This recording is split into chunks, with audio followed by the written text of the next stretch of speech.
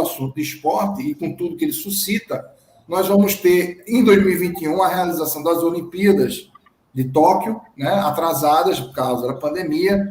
Quem já frequentou, quem já teve minimamente contato ou já trabalhou como eu com Jogos Olímpicos, sabe que esse é o maior evento esportivo da história da humanidade. É um momento de conciliar, é um momento de integrar. E para integrar, tem uma novidade nas Olimpíadas esse ano, que é a participação de atletas trans, que são biologicamente, temos um professor de biologia aqui que pode nos explicar melhor, biologicamente são originalmente homens, tem configuração hormonal, física, muscular de homem. Ou não, viu? Ou não, okay, ou não. Pode ser o contrário também, né? Se fala muito em relação a É bom explicar. A genética masculina, né? O tema é esse. A participação de atletas trans em esportes em geral, especificamente nas Olimpíadas, como novidade. Fala aí, professor de biologia. Explica aí. Por que não necessariamente? Veja só. Realmente é complicado. Não é uma coisa simplória. Porque, veja só. Quando nós somos concebidos, apesar de geneticamente nós já estamos definidos como masculino ou feminino, fisiologicamente, isso só vai acontecer por volta da 10ª semana de gestação, tá? A partir da 10ª semana de gestação, vai ter uma glândulazinha que ela é primitiva, ela é uma glândula primitiva que, de acordo com os genes que a pessoa carrega, ela pode se diferenciar em testículos ou em ovários. E é justamente aí essas glândulas definidas que vão dar o caminho para todo o resto. Tá? Inclusive, é uma coisa que eu comento com os alunos, porque houve um caso há um tempo atrás, já faz bastante tempo, mas que teve uma repercussão internacional de uma garota australiana que, com 15 anos de idade, ela ainda não menstruava, e aparentemente ela é normal, mas 15 anos sem menstruar não é uma coisa comum, né? Mas ela era... Não havia nenhum problema de saúde nela. A única coisa que tinha de estranho é que ela não menstruava. E foi ao médico, o médico fez uma bateria de exames e, para surpresa de todos, descobriu que ela não tinha útero. E aí, obviamente, não podia menstruar porque não tinha útero. E aí foi, né, mais ainda, e descobriram que ela geneticamente era homem. Como assim? Ela era XY. Só que o gene que determina a formação dos testículos não funcionou. Como não funcionou, essa glândula primitiva, essas glândulas primitivas formaram os ovários. E os ovários se deram tudo a ela do sexo feminino. Por que eu estou colocando isso? Porque, veja só, no momento que, por volta da 10ª semana de gestação, se formam os testículos, a partir deste momento já existe uma influência hormonal. Já existe uma diferenciação muscular, já existe uma diferenciação tecidual. Então, assim, não é uma questão de chegar aos 12, 13 anos de idade e passar a tomar algum repressor hormonal para que não faça diferença a testosterona que aquela pessoa produz.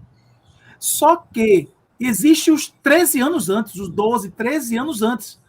Então, a estrutura muscular dela é projetada para o sexo masculino. A estrutura óssea dela é para o sexo masculino.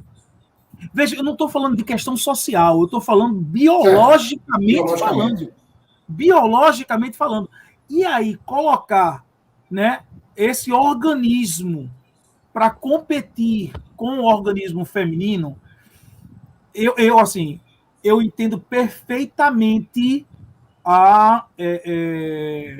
as mulheres, muitas mulheres, reclamarem que o espaço delas no esporte fica sendo tomado, né, por mulheres trans. Agora, veja que a gente não vê o contrário.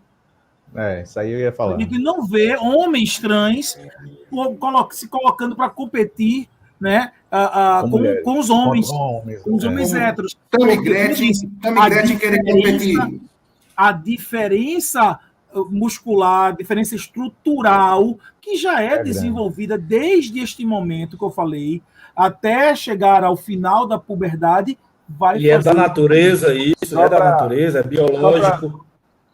Só para você, só para linkar com o assunto que a gente estava falando antes, nas categorias menores, as meninas podem participar com os meninos até o sub-13. Depois disso, ela já não pode, porque a diferença é a hora que a maioria dos Porque a meninos... testosterona é bota para arrombar, então, bicho. a questão de força, A testosterona é um hormônio muito Ó o maior. corte, ó o E corte. outra coisa, A e outra testosterona coisa bota que pra a arrumar. gente... E outra coisa que a gente tá discutindo aqui é sobre essa questão da testosterona em atletas trans. Mas o COI ele já faz o doping, né, o teste de doping em mulheres, né, medindo a quantidade de testosterona no sangue. Então, Isso. cada litro de sangue eram 10 nanomol, agora baixou para 5 nanomol, mas a capacidade normalmente uma atleta feminina eu até anotei isso aqui, uma atleta feminina profissional, ela vai de 0,12 a 1,79 nanomol por litro de sangue. E aí ainda consideram injusto que seja medido até 5, né? Porque o homem vai de 7,7 a 29,4. Então, ela fica acima da mulher e abaixo do homem. Então, assim, ainda não deixa de ser injusto para quando você vai uma mulher com testosterona em excesso vai competir com outra mulher. Agora, veja só, ao mesmo tempo, o que fazer com essa atleta? É também complicado, a gente tem que olhar o outro lado também, né? Assim, ela não tem o direito de competir. E nem tem uma categoria, a terceira categoria, né, de trans, né? Não existe ainda. Então, é como banheiros, né? A quantidade, não tem banheiro a quantidade é muito pequena. A quantidade exatamente, a quantidade é pequena de atleta que tem essa situação. Quantidade pequena. Você tem que organizar uma Olimpíada para atleta trans.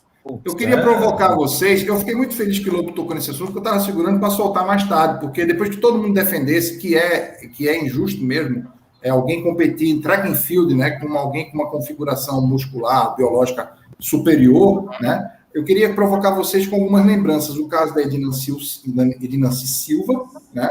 O caso da Serena Williams.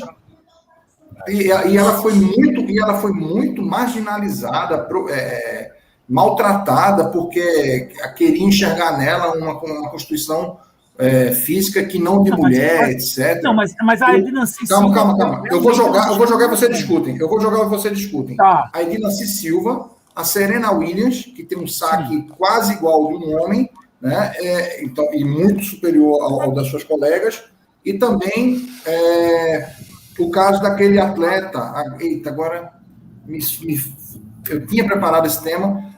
Aquele atleta que usava próteses na Paralimpíada. Isso, da Austrália, né? Isso. Sul-africano. André Pretório, né? Pretório, eu falei assim. E ele tinha, com as próteses, uma vantagem em relação até a quem não é para atleta. Então, ficam aí essas três provocações para vocês debaterem aí. E já que ele colocou, o que fazer com as atletas trans que têm direito de competir, mas aonde? Com quem? Né? Qual é a solução para o problema? Hoje cara, assim, eu acho que a questão passa por... Fale, Gil, fale. Eu acho que a questão passa pela aula que o Lobo deu aí de biologia que deu. Cara, nem sempre a gente não pode achar que o mundo vai ter que atender a todas as situações do mundo, não. Existem determinados parâmetros em que as pessoas têm que se enquadrar para participar do negócio, né? Então, se para participar do negócio eu tenho que configurar biologicamente que eu sou do sexo masculino ou feminino, sem aqui nenhum tipo de preconceito com quem é diferente disso, né? Mas o que acontece?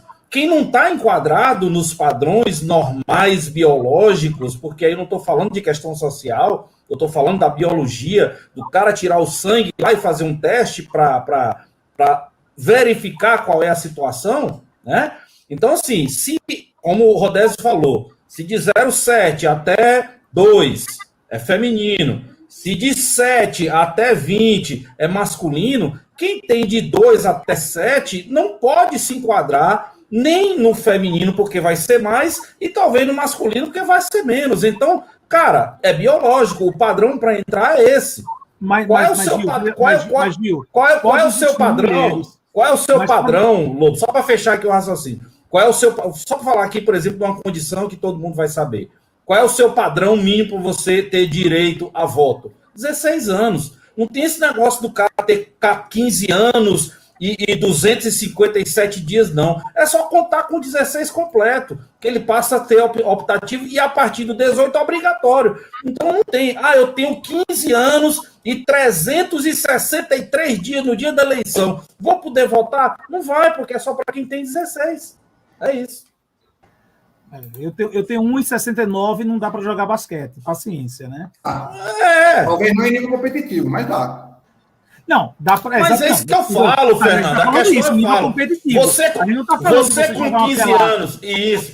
Você com 15 anos e 360 dias, você é muito menos maduro do que alguém que tem 16 anos completos. Biologicamente, você.